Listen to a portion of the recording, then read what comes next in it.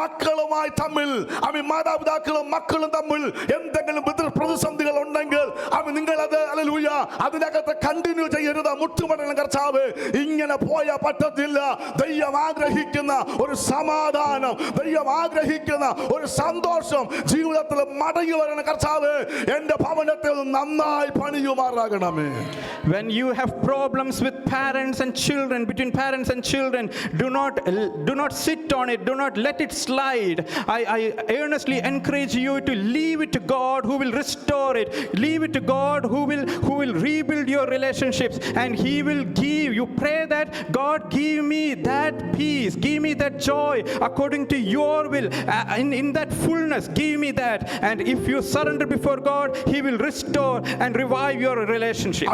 ഭാര്യയും ഭർത്താവും തമ്മിൽ അടുക്കുവാൻ, മാനസികമായി അടുക്കുവാൻ, സ്നേഹിപ്പാൻ കഴിയാതെ എവിടെയെങ്കിലും വിള്ളൽ ഉണ്ടായിട്ടുണ്ടെങ്കിൽ ഈ വചനത്തിൽ നിന്ന് പറയട്ടെ, റിപ്പയർ ചെയ്യാൻ കഴിയുന്ന നല്ലൊരു കർത്താവുണ്ടെന്ന് ധൈര്യത്തോടെ കണ്ണുനീരോട് നീ പ്രാർത്ഥിക്കാൻ തയ്യാറായാൽ അത്ഭുതകരമായ നിലയിൽ ആ വിടവടച്ച് ആ തകർച്ച അടച്ച് പണിതെടുക്കുവാൻ ദൈവത്തിന്റെ കരം വിശ്വസ്തമാണ്. If the husband and wife are having brokenness, there is a problem in the relationship, there is a huge gap, they think that cannot be filled, it cannot be restored, but I encourage you, leave it to God and he will be able to restore and rebuild your relationship.